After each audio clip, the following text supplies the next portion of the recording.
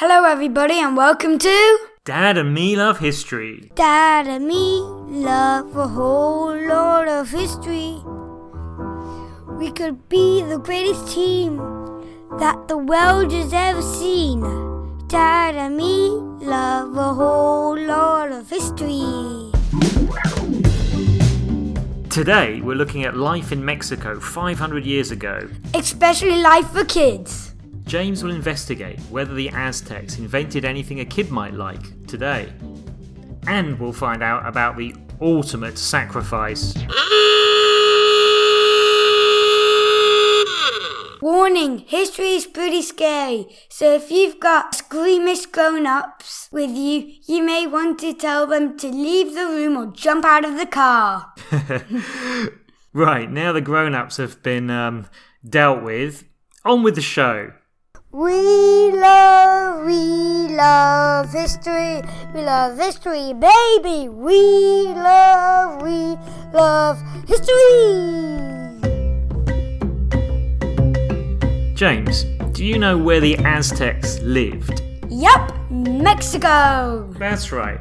When did the Aztecs create the civilization? I'm so glad you asked. Do you know what civilization means? A civilized place like Brisbane or...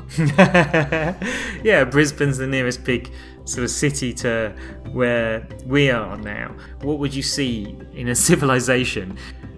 Shops, currency, like trading. Well, Good. you could have trading, but Yeah. currency. Homes. Yeah, you definitely have shops, you'd have markets, but it could also be some sort of temple.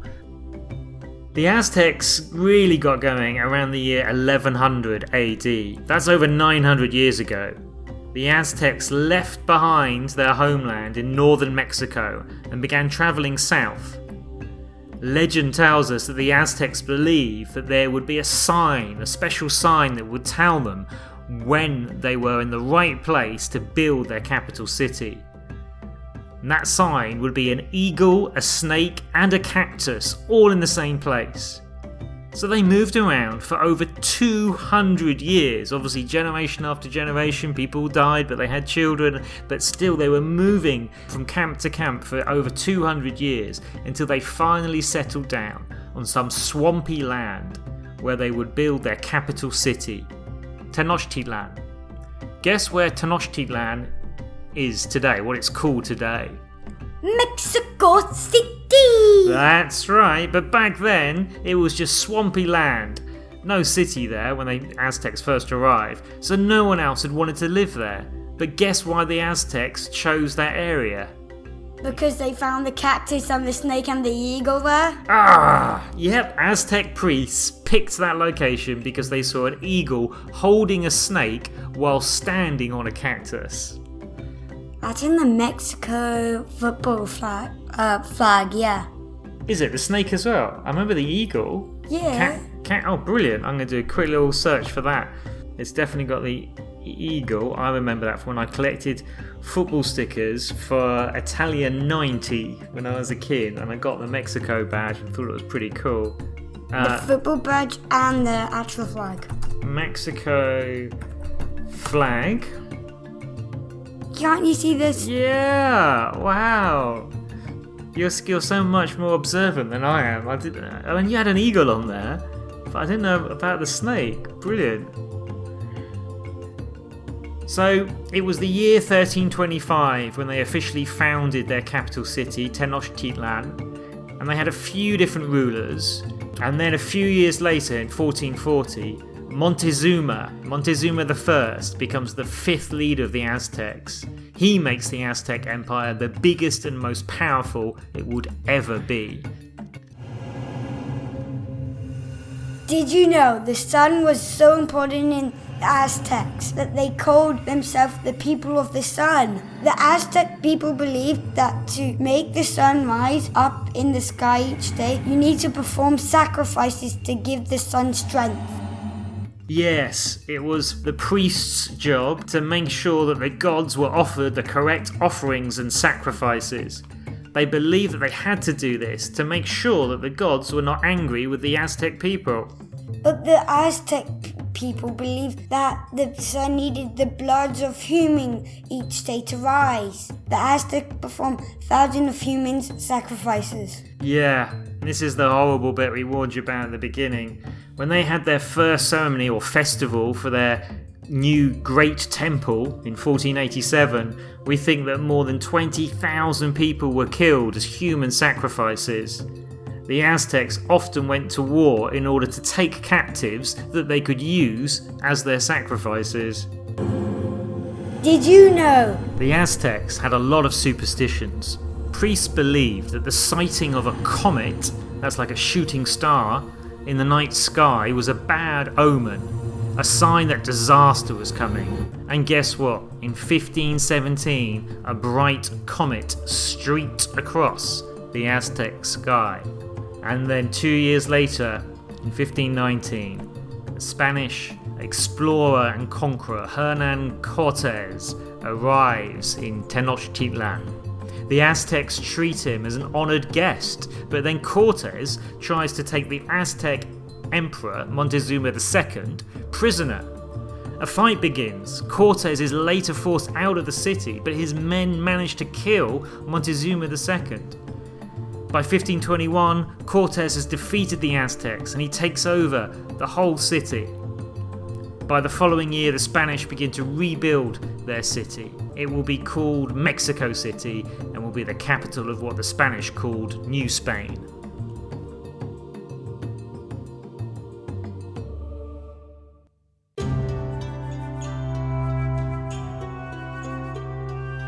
Anyway, you forgot about the title of this episode.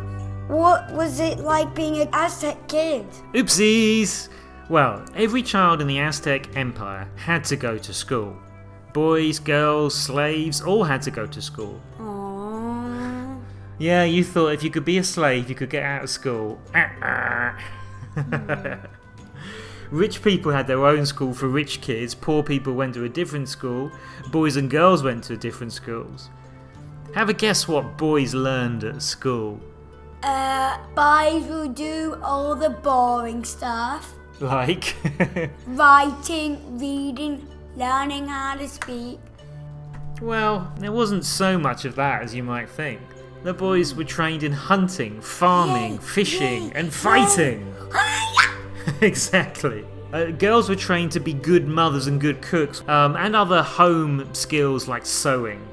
You would do lots of singing and dancing, because you needed to learn songs and dances for the Aztec religious Like events. this?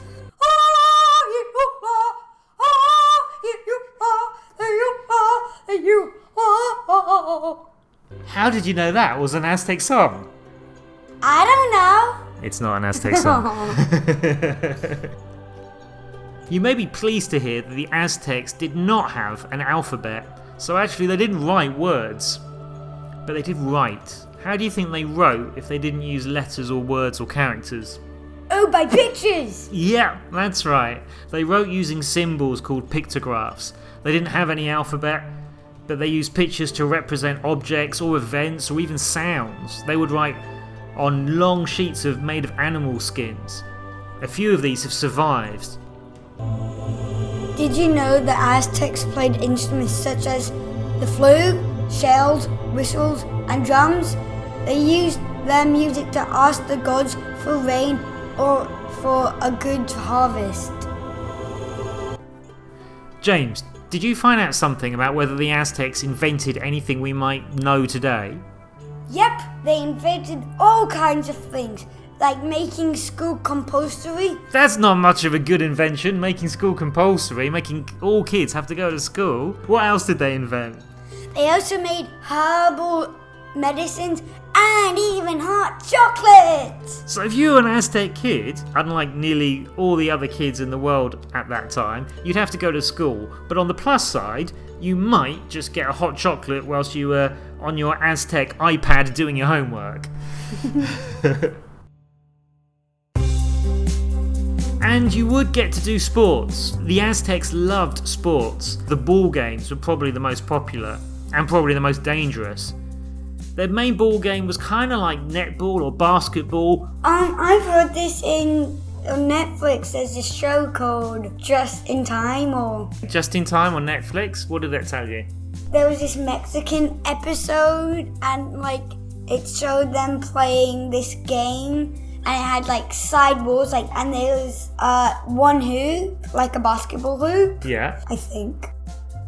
So James has just dug out this Aztecs book. In fact, it's a book about how sports began, called How Sports Began. And the picture on the front cover, well, what does it show, James? It shows a person playing this game like basketball. Yeah, it's like basketball, except the hoop's kind of turned around so it's on its side. Well, they had professional ball players, so that's what they did for their job. The best players were treated like superstars, like I guess they are today. And the kids would watch them and try to imitate and copy their moves. What about Aztec slaves? It wouldn't have been much fun if you were a slave kid. Or a slave adult. The Aztecs did slavery a bit different to other people, like the Romans. Aztec slaves were not people they had captured from other nations. Captured people were sacrificed, remember, to feed the hungry Aztec gods. So they believed. Slaves were Aztecs. There were two ways you could become a slave. Any guess how you could become a slave if you're an Aztec person? If you did a crime, or if you did a crime, or If you committed a crime, you could be punished by being made a slave. Now that's not as bad as the other punishment you might get. death. Exactly. So you might be made to be a slave for a few years or even a few decades, but that's probably better than being killed. Another way you could be made into a slave was if you got into debt.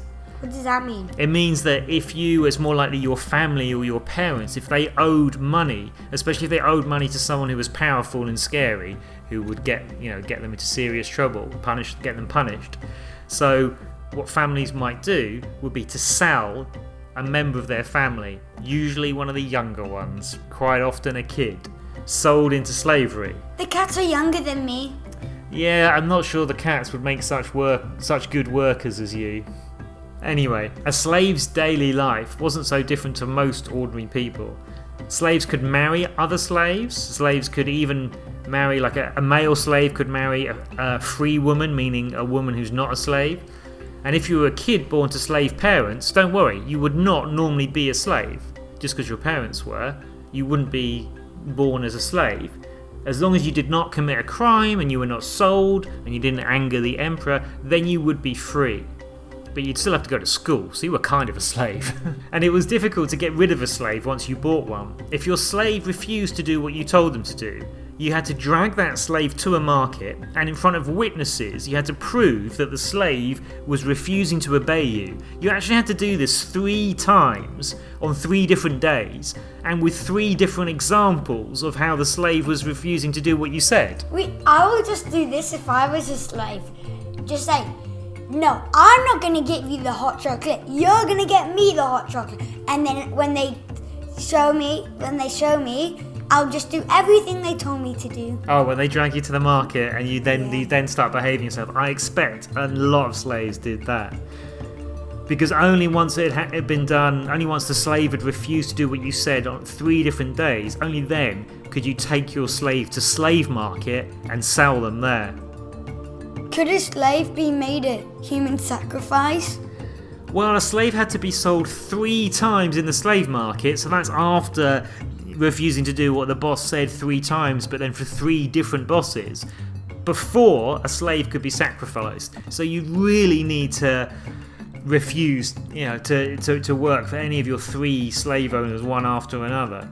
Then, yes, they could be made as a human sacrifice. Finally, there was one more thing an Aztec kid, at least an Aztec boy, would have to do. On the way to a market, slaves often had the chance to run away.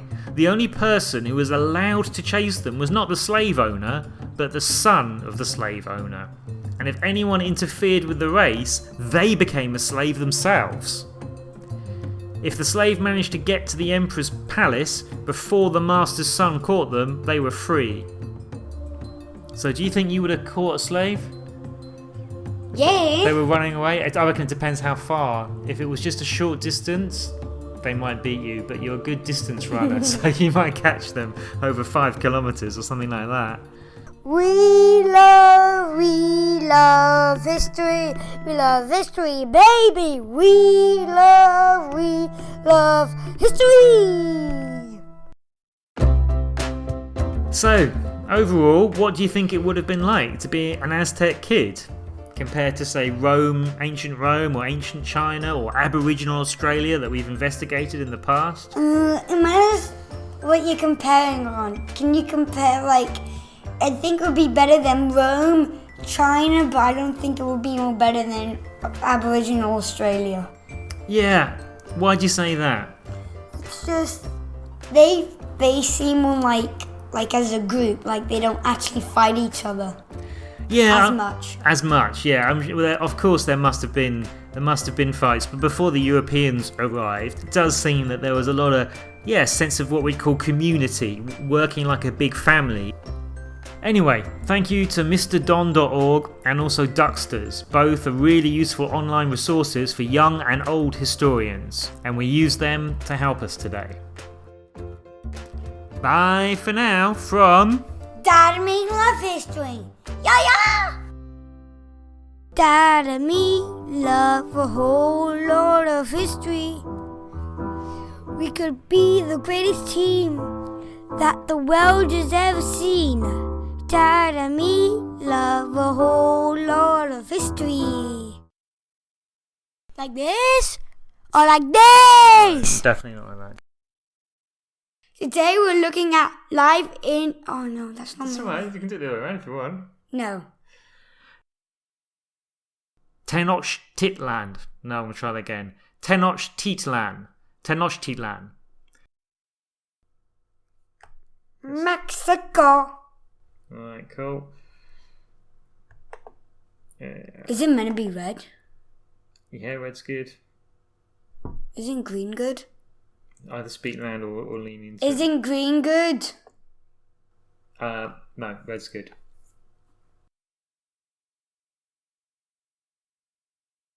Like when...